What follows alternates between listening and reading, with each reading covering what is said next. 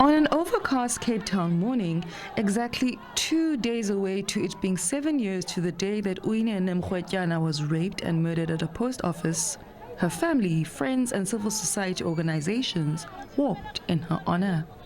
It's always mixed emotions.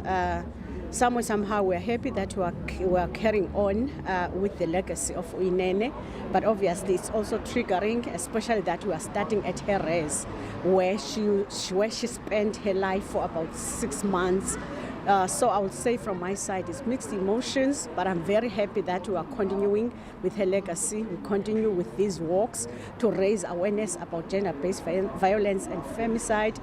The walk in Uyinene's memory drew people affected by the scourge of gender-based violence from across the city of Cape Town, such as the mother of 25-year-old Claremont of Kuils River, who was stabbed to death by her ex-boyfriend earlier this year.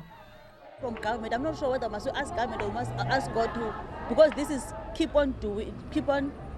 Our kids are killed every day. Our kids are killed every day by the people that they trusted. They are killed. Uyinene was killed in post office. Edla was killed in a what can I say? It's not in a flat. It's like a flat of the ex-boyfriend. So every day our kids are being killed by the men. I'm not sure what else must we do.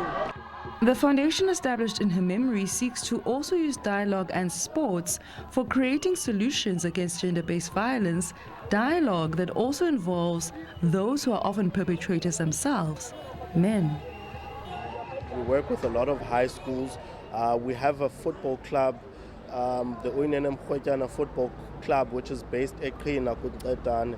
And with that type of work where we don't just call the community to play football, which is important for kids, but also to really speak to them and give them the psychoeducation growing up.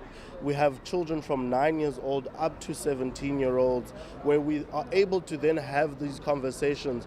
And I guess we are seeing a shift in the language, because you'll see, for example, a little boy where they'll say something and one of their friends will be aware that it's not really appropriate to say something like that, and will be able to call them out. Language is said to also be at the center of driving the scourge of gender-based violence. I think if we were to do so much work in rural areas, in townships, in churches, and in spaces where men gather, we will have incredible results. I think the reality is, I think a number of young boys and men don't understand the languaging and the impact of gender-based violence, because our everyday normative practices, things like saying Tando Ntunja and things like problematic social constructs that have been normalized and for the longest of time, those have not been eradicated.